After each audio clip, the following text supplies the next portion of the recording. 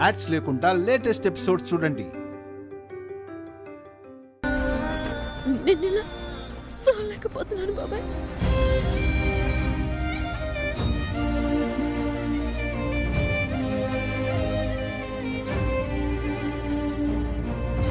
అవును బాబాయ్, నేను కూడా నేను ఇలా చూడలేకపోతున్నాను బాబాయ్. కళ్ళు మూసినా తెరిచినా నువ్వే కనిపిస్తున్నావు బాబాయ్. ఎందుకో తెలియదు గాని నువ్వు అలా పొలంలో పనిచేయడం గుర్తొస్తే ఏడు పాగట్లేదు బాబాయ్. ఏంటమ్మా మీరు నా మీద ప్రేమతో అభిమానంతో నన్ను బాబాయ్ అని పిలిచారనుకున్నానే గాని ఇలా నా సొంత కూతుళ్ళలాగా స్పందిస్తారని నేను కల్లో కూడా అనుకోలేదమ్మా. ఏ జన్మ రుణానుబంధమో సంబంధమో మనల్ని ఇలా కలిపింది.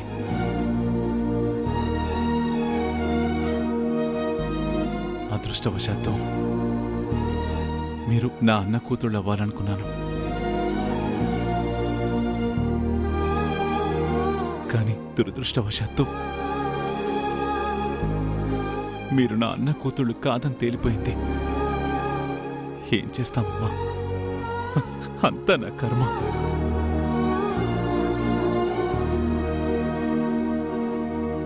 నేను మీ అన్న కూతుర్ని కాకపోవడం ఏంటి బాబాయ్? నేనే మీ అన్న కూతుర్ని బాబాయ్. నా వల్ల ఈరోజు నువ్వు రోడ్డు మీదకి వచ్చావు బాబాయ్. నన్ను క్షమించు బాబాయ్, నన్ను క్షమించు బాబాయ్. ఇదిగో ఈ డబ్బులు నువ్వు తీసుకోవాల్సిందా? అవును బాబాయ్, నువ్వు ఈ డబ్బులు తీసుకోవాలి. నానమ్మని సంతోషంగా చూసుకోవాలి. తీసుకో బాబాయ్. వద్దమ్మా,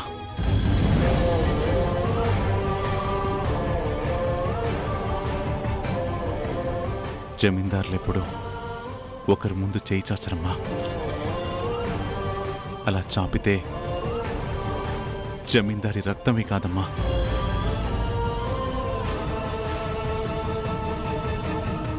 పొలంలో పని చేయడమే కాదు,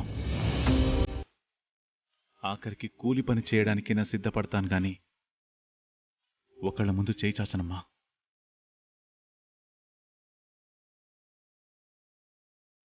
నా మీద ప్రేమతో అభిమానంతో నాకు సహాయం చేయాలనుకున్నందుకు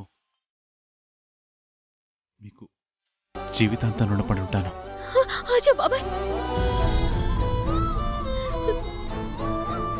నువ్వు మాకు దండం పెట్టడం ఏంటి బాబాయ్? వద్దు బాబాయ్, వద్దు.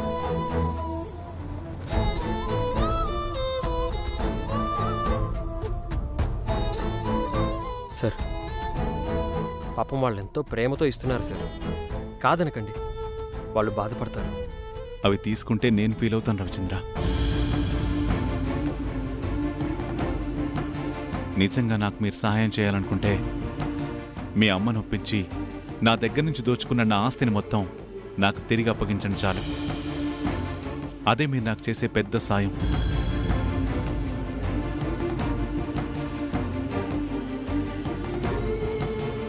వస్తానమ్మా. మీకెప్పుడు ఏ అవసరం ఉన్నా ఒక్క ఫోన్ చేయండి, క్షణాల్లో మీ ముందుంటాను.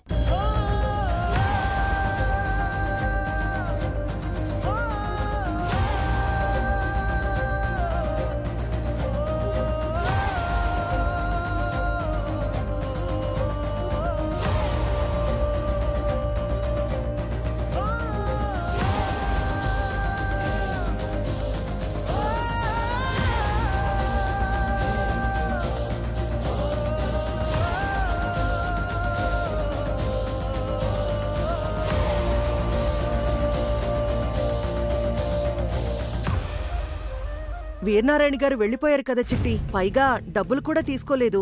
నా డబ్బులు నాకిచ్చేస్తే ఈ డబ్బుల మీద చెయ్యేసావంటే ప్రాణం తీసేస్తాను.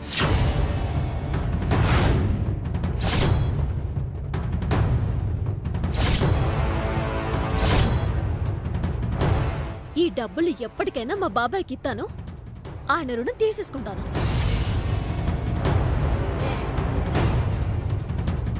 అమ్మా, పాపం ఆయన ఎన్నో కష్టాలు పడుతున్నారు. ఇప్పటికైనా ఆయన ఆస్తి ఆయనకి ఇచ్చేయచ్చు కదా. ఎవరాస్తి ఎవరికివ్వాలరా?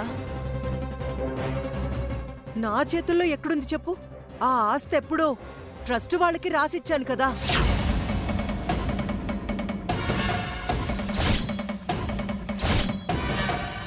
ట్రస్ట్ వాళ్ళకా? హా, ఏ ట్రస్ట్ వాళ్ళకమ్మా? ఆ కాకినాడ కాంతమ్మ అనాథాశ్రమం, కాకినాడ కాంతమ్మ వృద్ధాశ్రమం, కాకినాడ కాంతమ్మ సేవా సంస్థ, మళ్ళీ కాకినాడ కాంతమ్మ. ఆపుకంతమత. ఈ అనాథ శరణాలయాలు సేవా సంస్థలు నువ్వెప్పుడు పెట్టావు? ఇంకా పెట్టలేదు చిట్టమ్మా, త్వరలోనే పెట్టబోతున్నాను. అంటే పెట్టని సంస్థలకి ఆస్తి మొత్తం రాసిచ్చావా?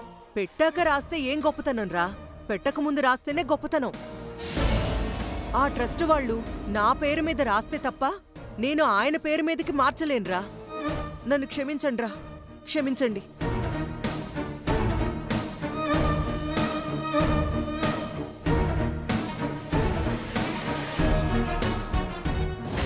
నాకు తెలుసు కాంతమత్త, నీ ప్రాణాలైనా నువ్వు వదులుకుంటావేమో కానీ ఆస్తి మాత్రం వదులుకోవని. ఎలాగైనా నీ దగ్గరున్న ఆస్తిని లాగెత్తాను, మా బాబాయికి అప్పగించేస్తాను. మా బాబాయికి పూర్వ వైభవాన్నిస్తాను. అలా గనుక నేను చేయలేకపోతే నా పేరు చిట్టమే కాదు.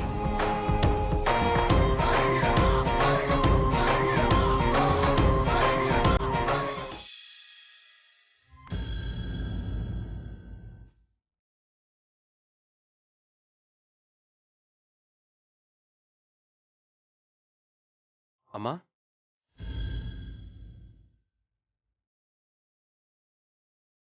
నాన్న వర్మ, ఏంటి నాన్న ఇంత ఆలస్యమైంది? చిన్న పనుండి లేట్ అయిందమ్మా. అది సరే కాని నా మేనకోడలు ఎలా ఉందిరా? అదేరా, నా అన్న కూతురు ఎలా ఉంది? దానికేమమ్మా, చాలా బాగుంది. కాకపోతే మావయ్య అష్ట కష్టాలు పడుతున్నాడు.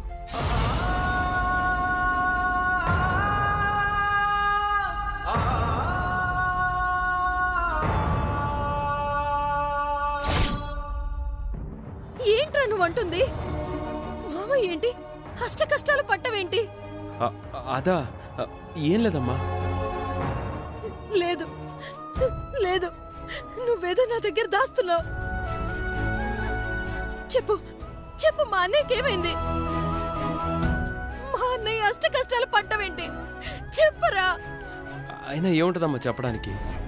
మావయ్య ఏమన్నా సామాన్యుడే ఏంటి అష్ట కష్టాలు పడ్డానికి? శ్రీ శ్రీ శ్రీ రావ్ బహదూర్ విజయేంద్ర వర్మ గారి కొడుకు, 100 కోట్లకు అధిపతి. ఆయన అష్ట కష్టాలు పడుతున్నాడంటే మాత్రం నువ్వెలా నమ్ముతావమ్మా? లేదురా, నువ్వు నా దగ్గర ఏదో దాస్తున్నావు, అది నాకు అర్థమవుతుంది. చెప్పరా, మామయ్యకి ఏమైంది? అమ్మా, నా మాట నమ్మవా? నేను చెప్పేది నిజమమ్మా. నా మీద ఒట్టి పెట్టి నిజం చెప్పరా. నువ్వు చెప్పేది నిజం కదూ? నేను విన్నది నిజం కదూ? మామయ్య ఏదో ప్రాబ్లంలో ఉన్నాడు కదూ? అవునమ్మా, జమీందారీ కుటుంబంలో పుట్టిన నా మేనమామ అష్ట కష్టాలు పడుతున్నాడమ్మా. అమ్మా, అరవకమ్మా. మామయ్యకేం కాలేదమ్మా, జస్ట్ పొలంలో పనిచేస్తున్నాడు అంతే. మీ మామయ్య గురించి నీకేం తెలుసని మాట్లాడుతున్నావురా? ఆయన ఒక యువరాజురా, ఎన్నో వందల ఎకరాల భూస్వామి, కొన్ని వేల మందికి పని కల్పించిన జమీందారురా. అలాంటి వాడు ఒక సామాన్యుడిలా పొలంలో వ్యవసాయం చేయటం ఏంట్రా? నా అన్న కష్టపడటమేంట్రా? ఏదో జరిగింది, ఏదో జరిగింది. అందుకే అందుకే మా అన్న ఇంత కష్టపడుతున్నాడు. ఏం జరిగిందో చెప్పు వర్మ. ఏం జరిగిందో నాకు తెలియదు గాని నాగలి భుజాన పెట్టుకొని ఎర్రటి ఎండలో దుక్కి దున్నటం నా కళ్ళారా చూశానమ్మా. ఏంట్రా, నా అన్న నాగలి భుజాన పెట్టుకొని భూమి దున్నుతున్నాడా? అవునమ్మా, మావయ్యని జమీందారులాగా చూసి నేను సడన్ గా అలా చూసేసరికి తట్టుకోలేకపోయానమ్మా. అందుకే ఆయన గురించి నీకు చెప్పానమ్మా. భగవంతుడా, ఏంట అయ్యమ్మకి కర్మ, మేమేం పాపం చేశామయ్యా? నాకు నా కుటుంబానికి ఇన్ని కష్టాలిచ్చావు. రే వర్మ, నన్ను మా అన్నయ్య దగ్గరికి తీసుకెళ్ళరా. ఏంటమ్మా ఈ ఆవేశం? ఇప్పుడు టైం ఎంత అవుతుందో తెలుసా? రాత్రి 11 అవుతుంది. ఈ సమయంలో మీ అన్నని ఎలా కలుద్దాం అనుకుంటున్నావు?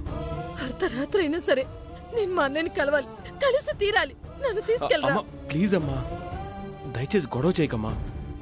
ఇదంతా నాన్నగారు విన్నారంటే ఇంతకంటే పెద్ద గొడవ అవుతుంది. ఎన్నాళ్ళురా, ఎన్నాళ్ళురా నేను మీ నాన్నకి భయపడి బతకాలి? ఏ నాకు పుట్టింటి వాళ్ళు లేరా? నన్ను కన్న వాళ్ళు లేరా? అక్కడ అష్ట కష్టాలు పడుతున్నది నా అన్నయ్యరా. మా అన్నయ్యకి ఇంత అన్యాయం జరిగిందని తెలిసి కూడా ఇంకా నేనిక్కడే ఉంటే నేను మనిషిని కాదురా, నేను పశువునవుతానురా. అమ్మా అవునరా, నువ్వు నన్ను తీసుకెళ్తావా లేదా నన్నే వెళ్ళమంటావా? నేను వెళ్తానురా. అది కదమ్మా అమ్మా.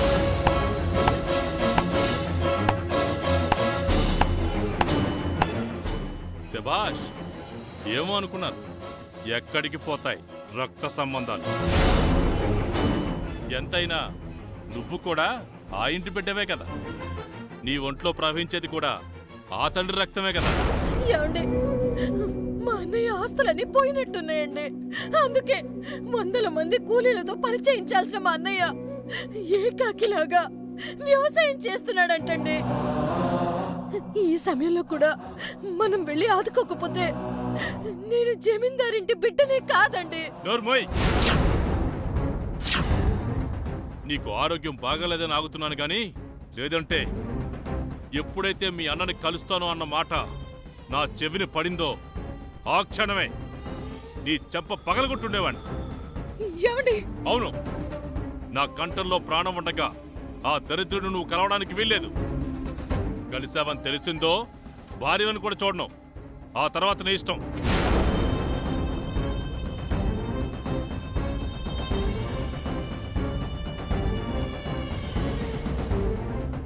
రే వర్మ, చూసావురా? బాధపడకమ్మా. ఒకనాడు మామయ్యకి అసలు ఇష్టం లేని పని చేసి పుట్టింటికి దూరం అయ్యావు. ఈ రోజున నాన్నకిష్టం లేని పని చేసి మెట్టినింటికి కూడా దూరం కాకమ్మా. అలా అని నా పుట్టింటి వాళ్ళ కష్టాల్లో ఉన్నా కూడా వాళ్ళని వదులుకోమంటావురా? వదులుకోమని నేను చెప్పట్లేదమ్మా. సమయం వచ్చినప్పుడు నిన్ను మామయ్యను ఖచ్చితంగా నేనే కలుపుతానమ్మా. అప్పటిదాకా కాస్త ఓపిక పట్టమ్మా. నిజమా? మా అన్నయ్య దగ్గరికి నన్ను తీసుకెళ్తావా? నీకు మాటిస్తున్నానమ్మా. నాన్నగారు తిట్టినా కొట్టినా ఆఖరికి నా ప్రాణం తీసేసినా సరే నిన్ను మామయ్యని కలిపి తీరుతాను. నాకు ఆ మాట చాలరా వర్మ, కాస్త ధైర్యంగా ఉంది. మా అన్నయ్య ఎలా ఉన్నాడో, మా అమ్మ ఎలా ఉందో, వాళ్ళు టైంకి తింటున్నారో లేదో. నువ్వేం బాధపడకమ్మా. మావయ్యని అమ్మమ్మని జాగ్రత్తగా చూసుకునే బాధ్యత నాది. నన్ను నమ్మమ్మా. ఇప్పటికే చాలా లేట్ అయింది. పద పడుకుందాం.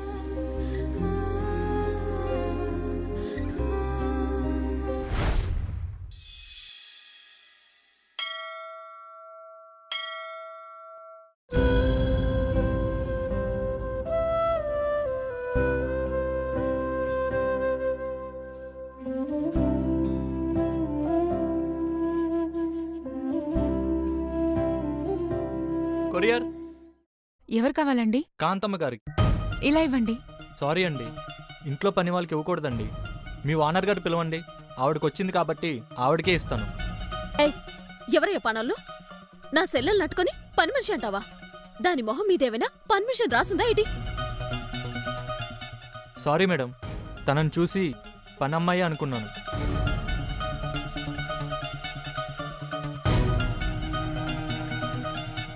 తప్పుగా మాట్లాడితే నన్ను క్షమించండి మేడం. ఏయ్, ఏంటి గొడవ? ఏమైంది? మేడం, మీ పేరు మీదే కొరియర్ వచ్చింది మేడం. మున్సిపల్ ఆఫీస్ నుంచి వచ్చింది. ఓ అలాగా? మరి దానికోసం గొడవ పడ్డం దేనికి? కాంతమత్త, ఇతను లతనట్టుకొని పర్మిషన్ అంటున్నాడు. కోపం రాదా? వాడన్న దాంట్లో తప్పే ఉంది. ఇది నా ఇంటి పని మనిషే కదా. అయినా దీని అవతారం చూస్తే ఎవరన్నా పని మనిషే అనుకుంటారు. దాంట్లో పెద్ద విచిత్రమే ఉంది. ఇవయ్యా. ఇదిగోండి మేడం.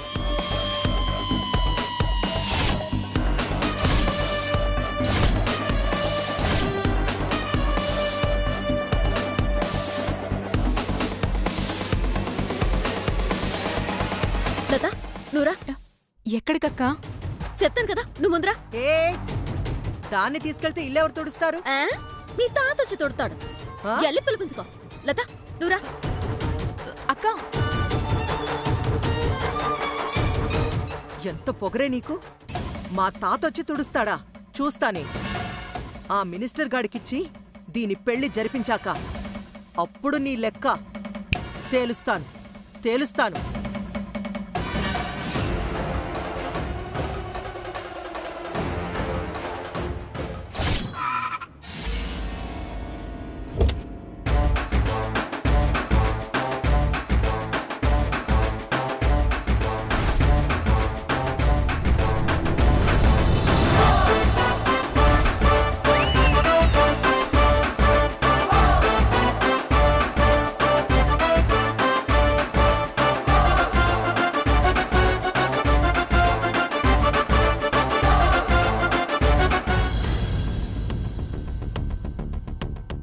సెలి, ఇదిగో ఈ సీర కట్టుకో.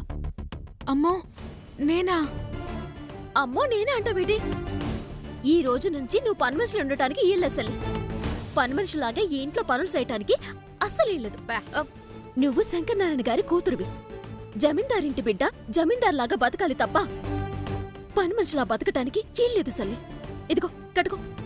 వద్దక్క, ఈ చీర కట్టుకోవటం చూస్తే కాంతమ్మ గారు నన్ను తిడతారక్క. తిడితే నువ్వు కూడా తిరిగి తిట్టో. అక్క, అవును సల్లి, ఇంతకాలం నువ్వెవరు బిడ్డవో తెలియదు కాబట్టి ఈ ఇంటి పని మనుషులా బతికావు.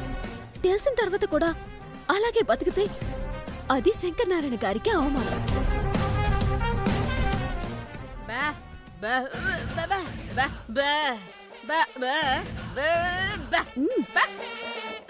ఇన్నావు కదా, కాంతమ్మత్త ఏదైనా అంటే అమ్మ కడుపులో గుద్దిద్దంట.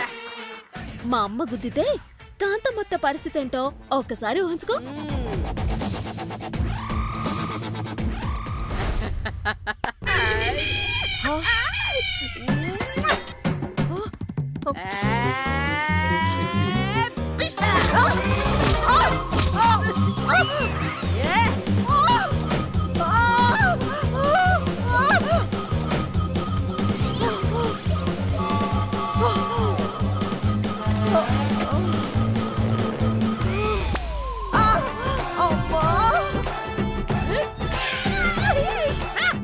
నడు విరిగిపోయిందిరో అమ్మా.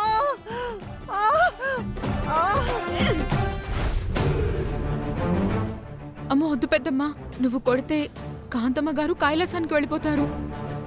అక్క, నువ్వు చెప్పినట్టే చీర కట్టుకుంటానక్క. నా బంగారు తల్లి, ఎదిగో కట్టుకో. పో. పో.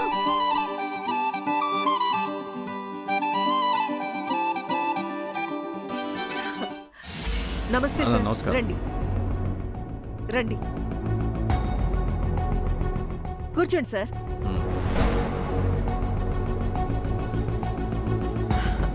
మొత్తానికి ఆ చిట్టమ్మ పెట్టే ఆచారాలకి భయపడకుండా ఎంతో ధైర్యంగా మా ఇంటికొచ్చినందుకు మీకు చాలా థ్యాంక్స్ సార్. థ్యాంక్స్ల సంగతి తర్వాత. పెళ్ళి అనగానే ఆచారాల పేరిట నన్ను వాయించేస్తున్నారు. ఈసారైనా ఆ దరిద్రపు ఆచారాలు లేకుండా నా పెళ్లి జరుగుతుందిగా. మీరేం భయపడకండి సార్. ఇంట్లో జరిగితే కదా అది ఆచారాలు పెట్టడానికి. ఇంట్లో జరగదా? ఎస్.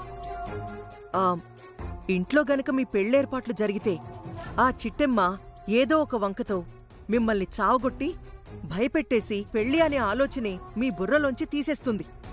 కాబట్టి ఈసారి ఇంట్లో వాళ్ళెవ్వరికీ తెలియకుండా సీక్రెట్గా మీ పెళ్లి జరిపించే ప్లాన్ చేశాను. నిజమా? అంటే ఎవరికీ తెలియకుండా నాకు లతకి పెళ్లి జరిపిస్తావా? అవును. ఇంకా సేపట్లో లతం తీసుకొని మనం గుడికెళ్తున్నాం. మూడో కంటికి తెలియకుండా మీరు దాని మెళ్ళో 3 ముళ్ళు వేస్తున్నారు. అట్నుంచటే రిజిస్ట్రేషన్ ఆఫీస్కెళ్ళి మీ పెళ్లి జరిగినట్టుగా మ్యారేజ్ సర్టిఫికెట్ కూడా తీసుకుంటున్నాం. సూపర్ కాంతమ్మ, నీ బుర్ర అద్భుతం. ఏదో మీ అభిమానం సార్. ఆ ఇంతకీ మిగతా బ్యాలెన్స్ డబ్బులు ముందు పెళ్ళవని తర్వాత చూద్దాం. అంటే నన్ను అనుమానిస్తున్నారా సార్? నువ్వు కాబట్టి అనుమానిస్తున్నా కాంతమ్మ. చెత్తదవా, నీకు పిల్లనివ్వడమే ఎక్కువ. అలాంటిది నా మీదే పంచులేస్తావా? ఈ పెళ్ళైన తర్వాత చెప్తారా నీ సంగతి?